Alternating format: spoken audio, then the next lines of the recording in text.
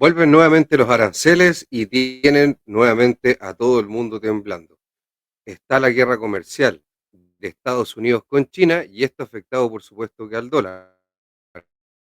que está cerrando un poco más abajo. Y además de que el dólar se debilita a nivel internacional, visto por el DXY, tenemos un cobre que está subiendo y esto tampoco ayuda a la divisa norteamericana. Así que vamos a ver de inmediato la presentación para ver todo lo que ha pasado, como siempre, en la parte de macroeconomía, en la parte de derivados, en la parte de cómo se han movido las variables relevantes para el tipo de cambio, que también son el cobre y el dólar a nivel internacional. Y acá vemos cómo la tasa de inflación subyacente o el IPC subyacente de Estados Unidos cayó. Eh,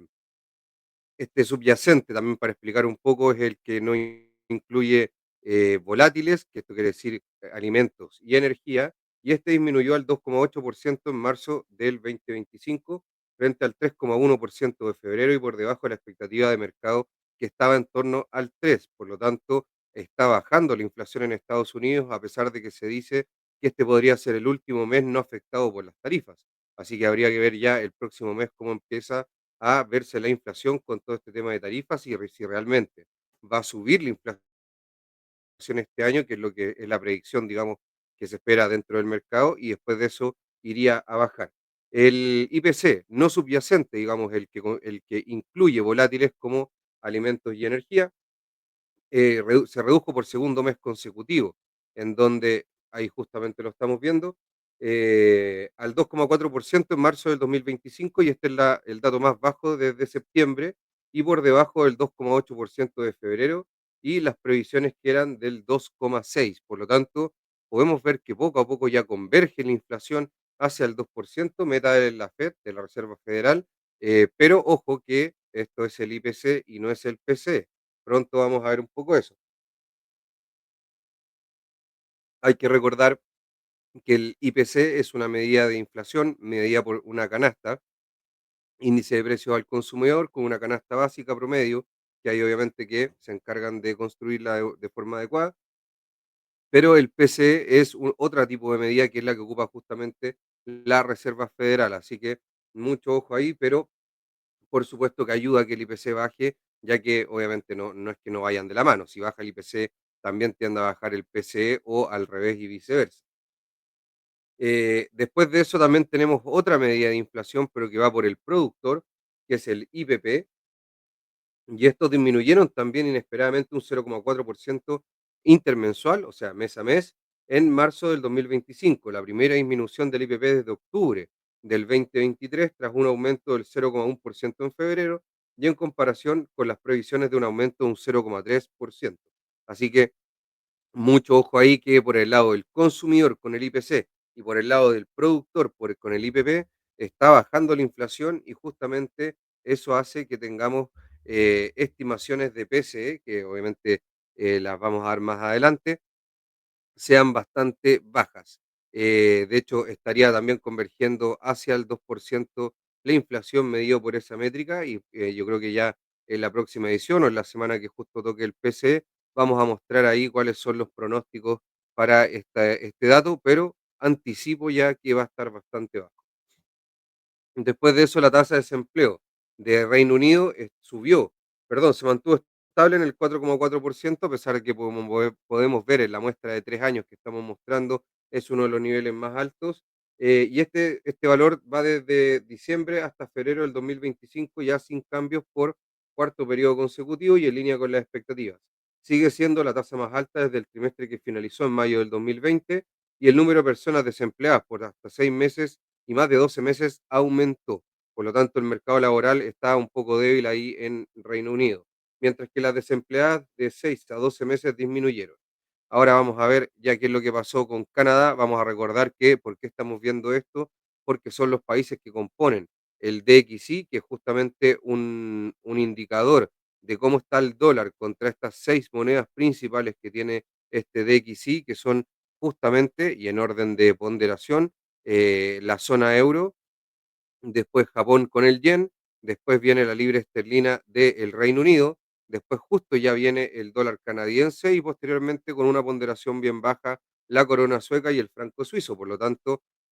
muy importante para ver cómo se comporta este índice que nos dice más o menos cómo está el dólar a nivel global y eso obviamente junto al cobre son variables principales para nuestro tipo de cambio. La tasa de inflación de Canadá, ahí está justamente en la presentación, cayó a 2,3% en marzo del 2025 hasta un máximo de 8 meses del 2,6% en el mes anterior y por debajo de las expectativas de mercado que se mantendrían en 2,6% y por debajo de los pronósticos del Banco Central del 2,5%. Por lo tanto, muy, muy en línea con lo que está pasando también en Estados Unidos y mucho tiene que ver a lo mejor con los aranceles que hace que se esté desacelerando la economía y por supuesto que cuesta tener ambientes inflacionarios con ese tipo de shocks, a pesar de que los aranceles sí podrían hacer que se aumente la inflación. Mi estimación y lo que creo en base a bastante research que he podido revisar es que, y también son más o menos las estimaciones de la misma Reserva Federal y el Banco Central de Chile, es que la inflación va a subir, pero va a ser un fenómeno transitorio de 6 meses a un año y después posteriormente vendría a bajar. Sobre todo si es que hay problemas realmente con el crecimiento, ya que si hay problemas serios realmente con el crecimiento, como una recesión un poco prolongada, por supuesto que la inflación pasa totalmente a segundo plano, ya que cuando hay recesión no hay consumo y si no hay consumo, obviamente que es difícil que haya aumentos de precios, ya que no hay demanda. Eh, La tasa de inflación en Reino Unido se desaceleró al 2,6% en marzo, esto ya es la otra diapositiva, en marzo desde el 2,8 en febrero y por debajo de las previsiones de mercado y del Banco de Inglaterra del 2,7. Por lo tanto, vemos ahí que se está desacelerando la inflación básicamente en todos lados y acá está ya la tasa de Canadá, en donde mantienen la tasa del Banco Central de Canadá, pero por supuesto que está expectante y de hecho entregaron un informe con dos escenarios justamente por este tema de los aranceles, lo que no es muy normal en un banco central como el de Canadá. Por lo tanto, una alerta ahí de un poco la incertidumbre que hay hoy en día, sobre todo con el devenir económico de Estados Unidos, los países que están relacionados con sus aranceles, sus vecinos principalmente, ya que son grandes socios comerciales como son México, Canadá y sobre todo China, que ahí está el problema geopolítico, yo creo ya más que nada, más que digamos de déficit comercial, a pesar de que China también tiene temas que justamente por eso no está en el DXI, ya que no mantiene una libre flotación de su divisa y también tiene ahí una serie de subsidios y cosas que podrían decir que están distorsionando el mercado. De hecho, acá en Chile, el mismo caso de CAP con el acero, esta ley antidumping que en un momento se implementó, que duró bien poco porque la verdad es que CAP no, ya no resistía, digamos, de tener ahí aguachipato, pero justamente tiene que ver con esto mismo. Así que bueno, vamos a otro tema. Acá seguimos con el tipo de cambio real en 104,03, cayó un 3,75% con respecto al mes de enero, pero esto igual está sobre 100, por lo tanto estamos en un nivel alto. Y esto nos mide, ¿qué es lo que mide este tipo de cambio real? Mide cómo se comporta el peso con respecto a todas las monedas que tenemos como socios comerciales, estas ajustadas todas por sus diferentes inflaciones y además de eso, ponderadas, digamos, en un índice contra el peso chileno, a través de la cantidad digamos, eh, de comercio que exista con cada uno de estos países. Por lo tanto, bueno, es una metodología ahí no tan simple, tampoco extremadamente compleja, pero obviamente que requiere bastante data y ajustes para poder hacer este índice de tipo cambio real de Chile con respecto al mundo y generalmente sus socios comerciales, en donde estamos de a poco convergiendo ahí a los 100 y antes estábamos mucho peor. Eso quiere decir que estamos con un tipo de cambio mucho más debilitado. Ahora, ¿esto qué quiere decir?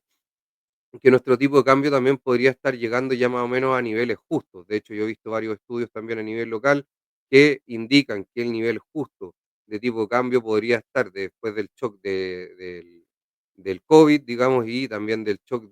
más que del COVID, de hecho, el estallido social que cambió bastante las condiciones macroeconómicas locales y los retiros también, por supuesto, esto hicieron de que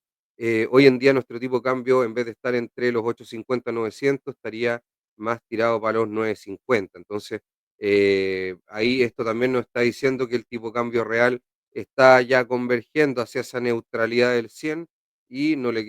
quedaría tanto espacio. Por supuesto que eso estaría más o menos en línea, ya que ahora estamos con alrededor de los 9,70 más o menos en tipo de cambio, y a los 9,50 perfectamente podría ser una corrección más o menos similar. Así que yo creo que está en torno a eso. ¿Qué es lo que ha pasado también acá con la parte de los derivados, que es muy importante? ¿Por qué? Bueno, básicamente hay distintas formas de intercambio de divisas de Chile con el exterior. Una es, por ejemplo, nuestras exportaciones e importaciones, en donde las exportaciones nos hacen ingresar dólares y las exportaciones hacen que salgan dólares porque compramos un producto y pagamos en dólares, y esto generalmente es a otro país, por lo tanto sale del país. ¿Qué es lo que hace esto? Oferta y demanda. Otro intercambio importante es justamente el que hay a nivel de sistema financiero, y tienen que ver los cambios, o perdón, los bancos con los no residentes, en donde ahí es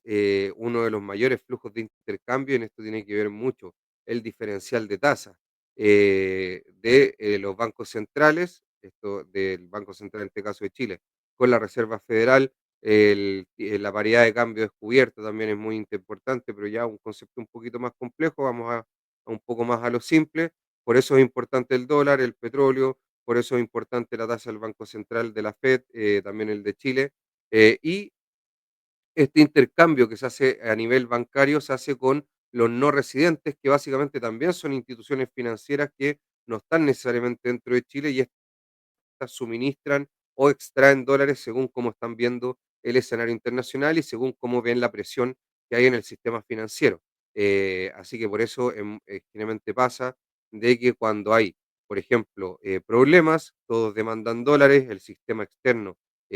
frena un poco esta llave de dólares al país, y eso hace que también la demanda local aumente y el tipo de cambio suba. Estoy explicándolo a muy grandes rasgos, pero es importante porque vemos cada una de estas variables. Entonces, acá que lo que tenemos, que los montos transados de spot más derivados no han aumentado mucho. De hecho se han mantenido los últimos días del 10, el 11 y el 14 bastante bajos con respecto a lo que venían siendo los días 8 y 9, por ejemplo, y un poco en línea, yo creo, con el promedio que se ha venido viendo en estos últimos 20 días que se ven en el gráfico. Ahí vemos que derivados, que está en la parte más celeste, es la mayor parte de la barra, él tiene la mayor proporción, que básicamente justo son los instrumentos que estamos revisando, mientras que el spot es un poco menor el monto, que es justamente el spot, se refiere al intercambio de divisas en el horario de transacción, y además con un intercambio directo entre el dólar y el peso. Los derivados generalmente son transacciones con unos precios fijados a futuro, esto en un flujo o varios flujos. Ahí estaría un forward o un swap. Bueno, un swap es un poco más complejo, pero básicamente son varios flujos a futuro por un lado y por el otro, y hay un intercambio ahí entre dólar peso, distintos productos, y por lo tanto esos son, digamos, son pagos de derivados o derivados con precio de este tipo de cambio a futuro. Acá, que es lo que podemos ver ya en la diapositiva de montos transados de dólar peso, justamente con los no residentes. Acá estamos viendo que ha bajado un poco la cantidad de montos transados. El día 8 y 9 fue uno de los mayores días de transacción. Y en la variación de montos vigentes netos también vemos que ha cambiado bastante, sobre todo que ahora está siendo positivo, lo cual podría indicar que hay un cierto sesgo a futuro hacia el peso chileno. Y acá justamente vamos a ver eh, un derivado en específico que se ocupa mucho con el sector financiero externo, o este famoso dólar offshore o sistema eurodólar, que son los no residentes, pero a través de un instrumento particular que es el forward por compensación, o el non-delivery forward, básicamente porque así no tiene que haber, digamos, la compensación se hace, digamos, vía dinero, vía transacción, en caso que haya que hacer para un lado o por el otro, según se haya fijado el derivado. No es física, por lo tanto, esto obviamente que él es mucho más fácil, además que el contrato, y en sí estos instrumentos son más fáciles de operar para los agentes, digamos, externos o los no residentes. Y acá justamente vemos que en los próximos 90 días, prácticamente 95, vemos que hay un sesgo la variación de montos transados hacia el peso local y también en los montos vigentes vemos que sucede lo mismo, excepto para el plazo un poco más largo plazo, entre 34 a 95 días, que es la barrita morada. Esa está en los montos vigentes, un poco más cargado con un sesgo hacia el dólar, pero el otro hacia el peso. Y eso justamente por qué se podría estar dando por una debilidad del dólar a nivel global, por que se piensa que el dólar podría, perdón, Estados Unidos podría irse a una recesión debido a justamente todo este tema de los aranceles, o si no, podría tener podría debilitarse más la economía, podría tener un deterioro mucho más importante de lo que hubiera tenido si es que no hubiera existido este tema de los aranceles. Por lo tanto, ha sido un factor muy relevante en ver un dólar más débil, debido a que se ve una economía norteamericana mucho más débil a nivel global, comparado también a sus pares, digamos, o a los países más grandes del mundo. Y acá lo que estamos viendo es el cobre, el cual tuvo un retroceso muy interesante, y de hecho rompió máximos anteriores, estaban todos contentos con el cobre, pero justamente el día de la liberación se hacen anuncios sobre aranceles, había un sobrestock justamente por un posible anuncio arancelario, y como eso no existió, la cotización del cobre cayó. Sumado a eso, también estamos viendo una mayor debilidad de Estados Unidos y también del mundo. Después de eso se llegó a ciertos acuerdos de pausa por 90 días, y ahora hay conversaciones con bastantes países por parte de la Casa Blanca. Esperemos que eso siga avanzando por el bienestar del sistema financiero y la economía global, pero justamente esta doble problema que fue el sobrestock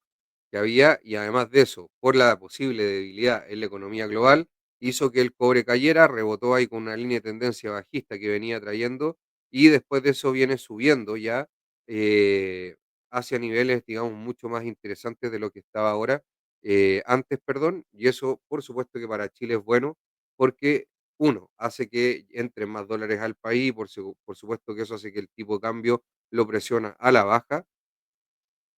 y también porque uno de los principales productos de exportación a nivel local, a nivel, digamos, de nuestro país, y es nuestro principal producto de exportación al mundo, y eso hace que también tengamos un crecimiento mayor por justamente esta exportación de cobre.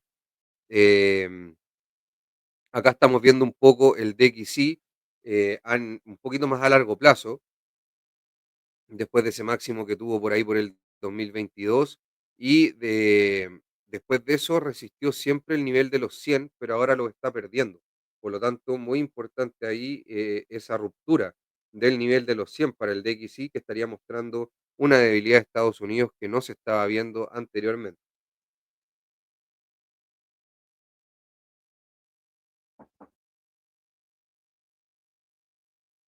Y acá podemos ver el DXY un poco más en detalle. Ahí está cómo perdió este nivel de los 100. Y acá podemos ver ya el tipo de cambio cómo subió con todo este tema de una posible recesión en Estados Unidos, y que se estaba viendo más temor en los mercados. Por lo tanto, esto hace que subió nuevamente y llegó a ese nivel de los 1000, de hecho los pasó por poco, y después de eso nuevamente ajustó, y ahora ya está en niveles de prácticamente 970, un poquito más abajo de lo que sale ahí en el gráfico. Como les dije, nivel de equilibrio más o menos podría estar por ahí por los 950, por lo tanto no estaría tan alejado de un nivel de equilibrio en base a varios ahí factores y antecedentes. Y ahora vamos ya a cambiar un poco esto para poner los gráficos. Denme un segundo.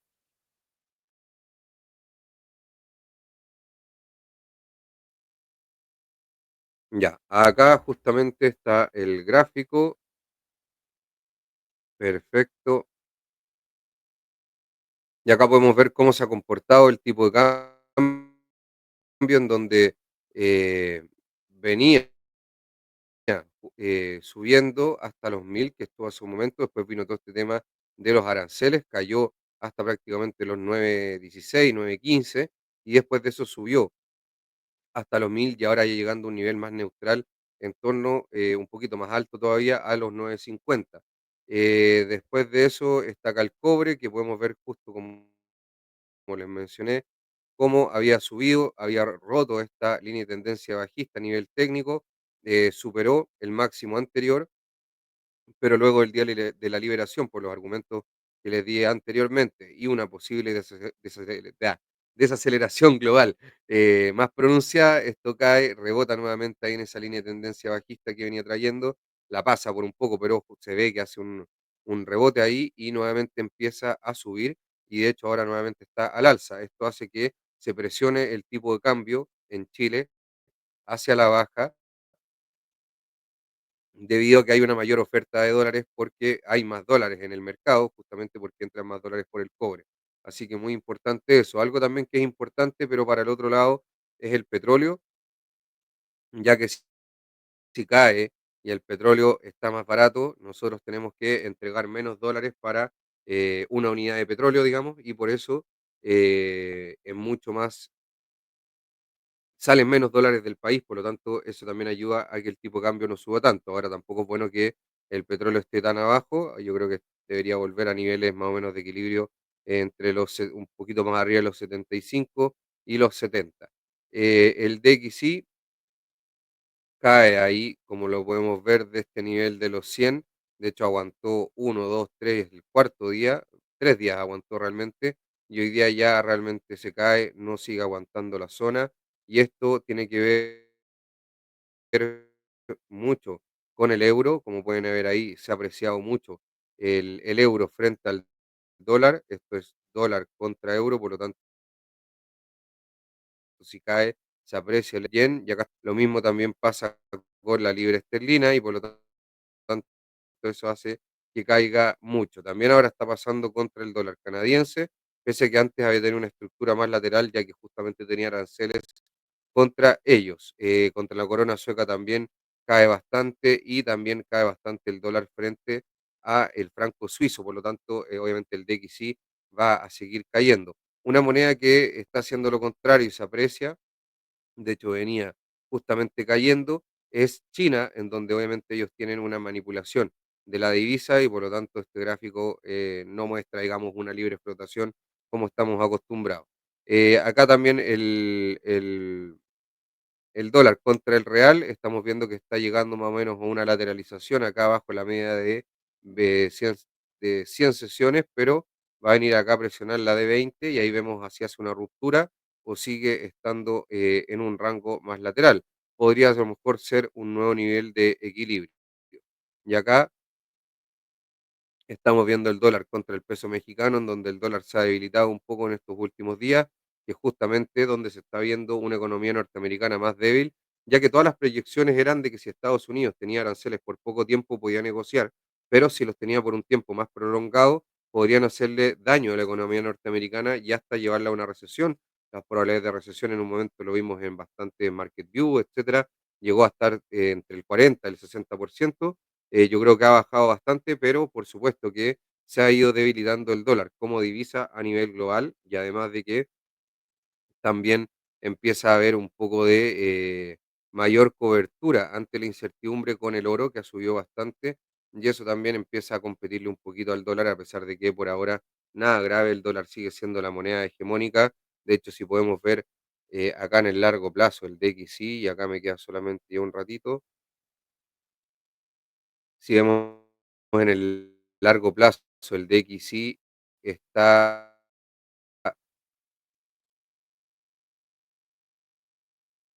no están, esto es desde el año 90, dentro de todo están niveles altos, no están niveles tan bajos. Entonces, tampoco es que, digamos, el dólar esté en su peor momento, como a lo mejor sí podría haber estado acá, por ejemplo, 2010, después